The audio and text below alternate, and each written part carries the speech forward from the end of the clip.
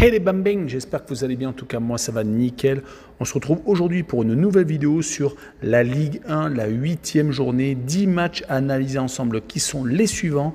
Auxerre contre Lorient, Montpellier contre Strasbourg, Lille contre Toulouse, Reims, Monaco, Clermont 3, Nice contre Angers, Marseille, Rennes, Brest contre Ajaccio, Nantes contre Lille et enfin le choc du dimanche soir, Lyon contre le Paris Saint-Germain. Mais avant d'attaquer, n'hésitez pas à nous rejoindre sur le site VIP et sur les réseaux sociaux, Telegram, Instagram et Twitter, où il y a une code safe et une code fun tous les jours. Et n'hésitez pas à mettre un petit pouce et surtout à vous abonner. On est pas mal, on est en train de monter tranquillement vers les 11 000 abonnés. C'est extraordinaire. On enchaîne avec le classement de Ligue 1, deux équipes en tête, le Paris Saint-Germain et Marseille, avec 6 victoires et 1 nul, 19 points, mais avec un goal average largement positif pour le Paris Saint-Germain. Troisième Lens avec 17 unités, quatrième Lorient avec 16 points, qu'on n'attendait vraiment pas là, cinquième Lyon avec 13 points, ça descend vraiment très rapidement, sixième Rennes et Monaco 6 et 7e donc avec 11 points, huitième Lille avec 10 unités en fin de classement, 14e Auxerre avec 7 points, 15e Nantes avec 6 points à égalité avec Reims qui est 16e, 17e Strasbourg avec 5 unités à égalité avec deux autres équipes, 18e Brest et 19e Angers et enfin dernier Ajaccio avec un petit point, un nul et 6 défaites. Et on attaque avec Auxerre contre Lorient, les Auxerrois ont fait un début de saison assez contrasté avec seulement 2 victoires à nul et 4 défaites. Ils n'ont perdu qu'une seule fois à domicile certes, mais c'était lors de la dernière journée. Ils avaient commencé par une victoire contre Strasbourg et un match nul contre Angers. Sur les 5 dernières rencontres, ils restent tout de même sur 3 défaites consécutives. Leurs 2 victoires contre Montpellier et Strasbourg leur avaient permis de remonter au classement, mais là, ils sont en deuxième partie de tableau et il faut faire attention car ils ne sont qu'à 2 points du 19e. En tout cas, ils vont jouer contre Lorient qui est une équipe très en forme, qui reste sur 4 victoires sur les 5 derniers matchs, une seule défaite, c'était à Lorient, c'était 5-2, certes, mais ils avaient tout de même fait du beau jeu. Ils restent donc sur 3 victoires consécutives contre Ajaccio, Lyon et contre Nantes. Pour moi, ils vont s'imposer à Auxerre 2-1 et je vois la double chance N2 avec une cote à 1,50.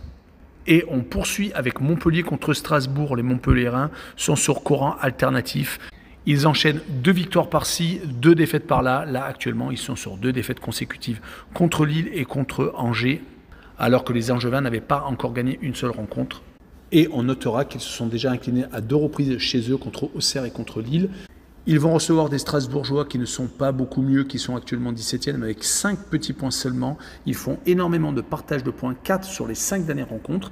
Ils se sont inclinés également qu'à 2 reprises contre Monaco d'entrée de jeu lors de la première journée et à Auxerre. Le scénario des matchs se joue à chaque fois à pas grand-chose, mais Julien Stéphan doit continuer à avoir de la confiance en son effectif. Mais sur cette rencontre, je vois encore un partage de points, un but partout, et je vois le home no bet avec le match nul remboursé. 6 victoires de Montpellier à domicile, une cote à 2,18. Et on enchaîne avec Lille contre Toulouse. Les Lillois viennent de s'incliner à Marseille 2-1 alors qu'ils menaient 1-0. Actuellement, ils sont beaucoup mieux quand ils se déplacent, même s'ils viennent de perdre donc au Vélodrome. Il est resté sur 2 victoires à Ajaccio et à Montpellier assez prometteuses. Ils vont espérer, avec cette réception de Toulouse, enfin prendre 3 points à la maison, car leurs 2 défaites contre Paris et contre Nice leur a fait oublier leur superbe entame contre Auxerre, où ils avaient gagné 4-1. Ils vont jouer contre Toulouse qui est beaucoup moins bien qu'en début de saison, même s'ils ont 8 points. Les 8 points ont été pris sur les premières journées de championnat où ils étaient quasiment invaincus. Là, ils restent sur 3 défaites et 1 victoire quand même. Ils viennent de remporter la décision contre Reims, 1-0 le week-end dernier. Ça va peut-être leur donner de la confiance, mais je vois Lille s'imposer 2-0 et je vois le moins de 3,5 buts sur le match, une cote à 1,47. On enchaîne avec Reims contre Monaco. Les Rémois étaient mal partis avec 2 grosses défaites d'entrée de jeu à Marseille et contre Clermont où ils s'étaient fait renverser après avoir pris un rouge. Depuis, un petit peu mieux, 2 matchs nuls à la maison contre Lyon et contre Lens, ce qui n'est jamais évident à faire. Ils s'étaient imposés à Angers 4-2. Mais malheureusement, l'autre partage de points contre Strasbourg leur permet de n'avoir que 6 points après 7 journées. Donc c'est assez compliqué. Côté monégasque, c'est beaucoup mieux grâce à la Ligue Europa et les victoires dans le derby azurin contre Nice et contre Lyon à domicile le week-end dernier. Ils viennent de montrer qu'ils ont un effectif tout à fait taillé pour jouer plus haut dans le tableau de Ligue 1 et bien entendu en Coupe d'Europe, même s'ils ont toujours la blessure de Volland et un peu la méforme de Ben Yedder actuellement.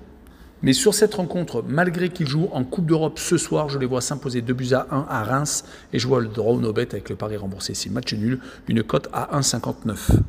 Et on continue avec Clermont contre Troyes. Les Clermontois sont pas mal en ce moment, 9e au classement, avec déjà 10 points. Ils ont pris un petit matin d'avance sur les relégables, déjà 5 points qui ne seront plus à prendre. Ils sont sur 2 matchs sans défaite et surtout 2 matchs sans avoir pris de but contre Toulouse et à Strasbourg. Ils restaient sur 2 défaites avant cette petite série à Lorient et à Marseille, mais ils n'avaient pas démérité, perdant à chaque fois sur le plus petit des scores. On peut noter également qu'ils restent sur 2 succès consécutifs chez eux contre Nice et contre Toulouse.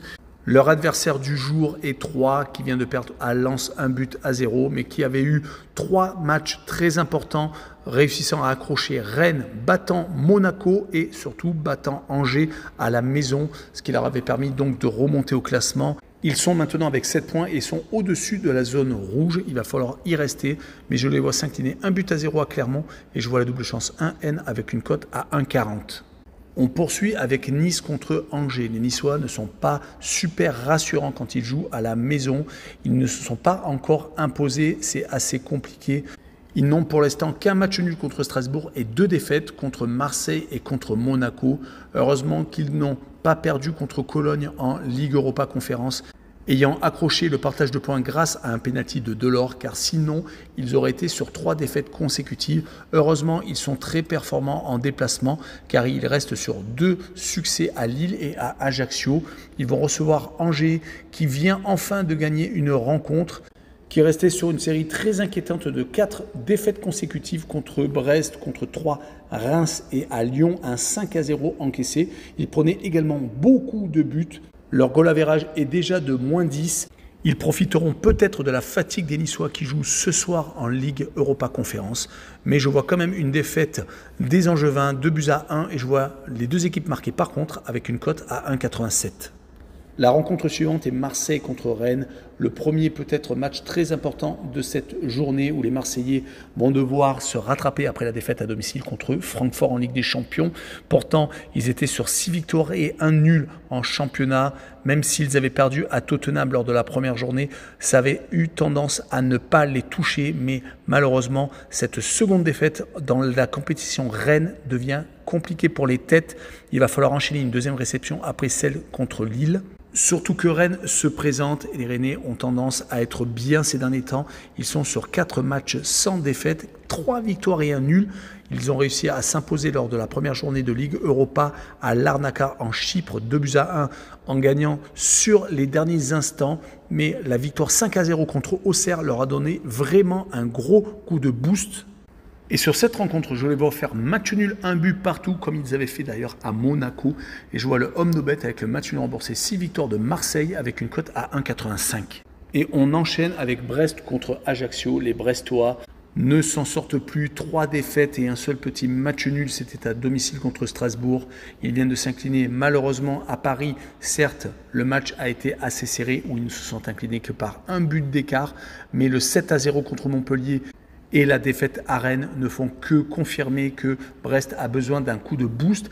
Heureusement, ils vont recevoir Ajaccio qui n'a pour l'instant pris qu'un seul petit point sur les 7 premiers matchs. Il reste sur 5 défaites consécutives, ne marquant quasiment aucun but, seulement 3 depuis le début de la saison, et cela fait 3 rencontres qu'ils n'ont pas encore conclu une occasion. En tout cas, je les vois perdre à Brest 2-1, et je vois le draw no bet avec le pari remboursé 6 match nul, une cote à 1,44. L'avant-dernière rencontre est Nantes contre Lens, un affrontement assez intéressant. Les Nantais vont peut-être avoir la fatigue du déplacement en Azerbaïdjan à Karabagh ce jeudi. Il reste en plus sur une défaite 3-2 à Lorient, mais la victoire contre l'Olympiakos avait fédéré le public derrière eux car ce but au fin fond des arrêts de jeu avait été quand même assez incroyable. Ils étaient sur une défaite également contre le Paris Saint-Germain 3-0, mais les quelques points arrachés à droite et à gauche comme à Strasbourg par exemple montrent qu'ils sont capables de beaucoup de bonnes choses.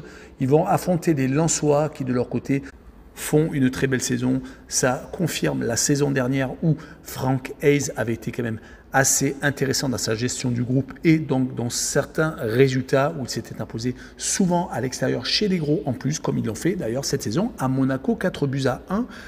Et quand on voit leur 3e place et surtout qu'ils restent sur 4 victoires et un match nul, moi je les vois faire encore un petit match nul à Nantes, un but partout, et je vois les deux équipes marquées avec une cote à 1,65. Et enfin, on passe à Lyon contre le Paris Saint-Germain. Les Lyonnais restent sur 2 défaites consécutives. C'est vraiment une grosse déception pour les Lyonnais qui ne jouent pas de Coupe d'Europe cette saison. Après des revers à Lorient et à Monaco, il va falloir tout remettre en question. Ils étaient très bien partis avec 4 victoires et un nul. Espérons que le départ de Paqueta ne sera pas rédhibitoire. Mais leur grande forme à domicile peut-être jouer pour eux. Ils vont recevoir des Parisiens qui viennent de remporter leur 2e victoire de Ligue des Champions après avoir battu la Juve. Ils viennent de battre le Maccabi Haïfa, même si ça a été un peu plus compliqué que prévu. Ils sont en championnat, bien entendu, sur 6 victoires et un nul, partageant la tête avec l'Olympique de Marseille, mais déjà avec un plus 21 au goal average qui sera important en fin de saison. Si les Marseillais, voire une autre équipe, arrivent à lutter jusqu'au bout, ça va quand même être très dur. En tout cas, je vois le Paris Saint-Germain s'imposer 2-1 à Lyon et je vois le pari de Christophe Galtier marquer le plus de 1,5 but sur le match avec une cote à 1,42. Voilà, on en a fini avec cette vidéo. N'hésitez pas à venir nous rejoindre. Le petit pouce et l'abonnement. Tchou les bambing!